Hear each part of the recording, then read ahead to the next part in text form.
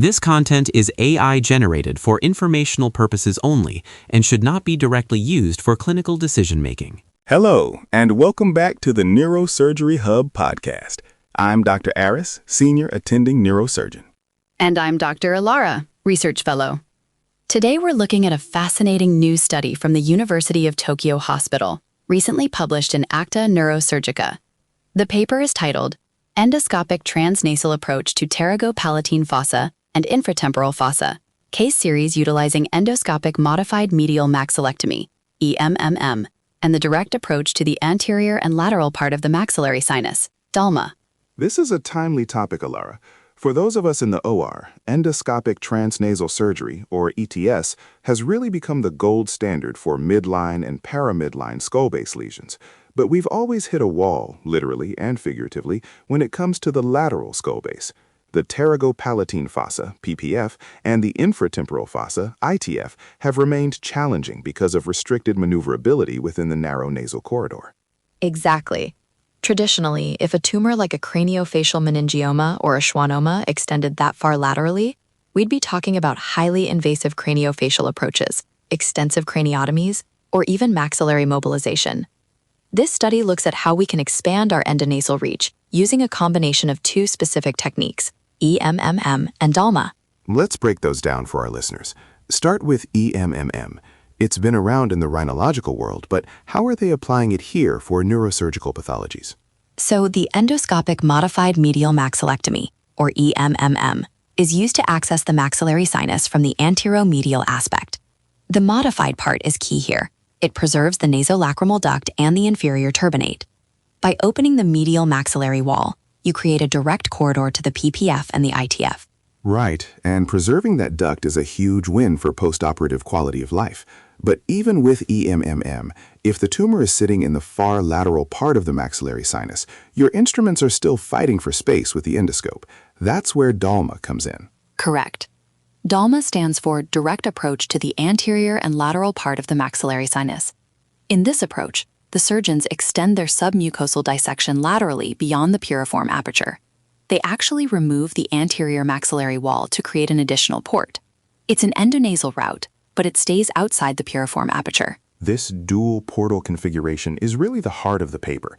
Instead of cramming everything through one nostril, you have separate working corridors. It's a game changer for maneuverability.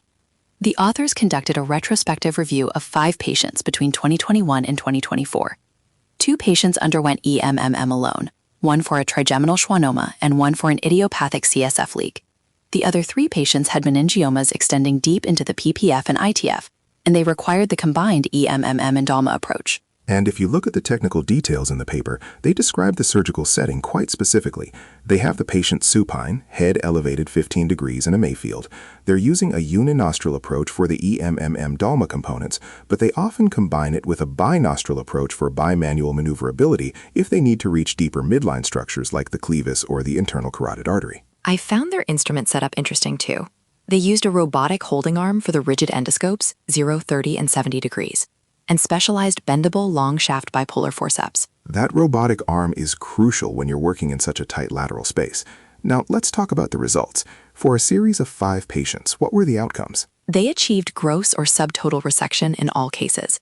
This included tumors that reached as far as the medial border of the mandible. Think about that. Accessing the medial border of the mandible through a transnasal route. That's a significant lateral extension. It really is. And they noted that the dual portal configuration minimized mutual interference.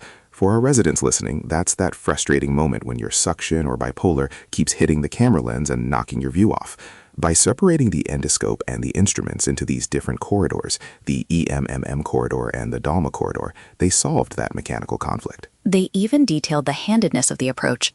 For a right-sided tumor, the endoscope and the non-dominant hand instrument would typically go through the DALMA corridor, while the dominant hand instrument, like the high-speed drill or ultrasonic aspirator, would go through the EMMM corridor. It's a very logical triangulation of the target, but no surgical innovation comes without risks. What did the study find regarding complications? The complications were actually quite minimal, which supports the minimally invasive claim. One patient had a slight worsening of facial numbness. Another experienced slight numbness specifically in the upper lip.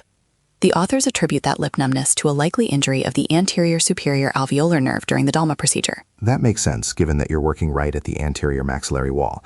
It's a trade-off, but compared to the morbidity of a traditional open craniofacial approach or a Lefort 1 osteotomy, a bit of upper lip numbness is a relatively minor price to pay for a gross total resection of a skull-base meningioma. Exactly. The paper concludes that combining EMMM and DALMA provides a safe, minimally invasive option for these lateral lesions. It expands the applicability of ETS.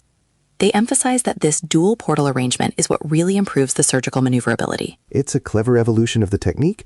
We've gone from just going through the nose to sculpting the nasal and maxillary corridors to fit the pathology.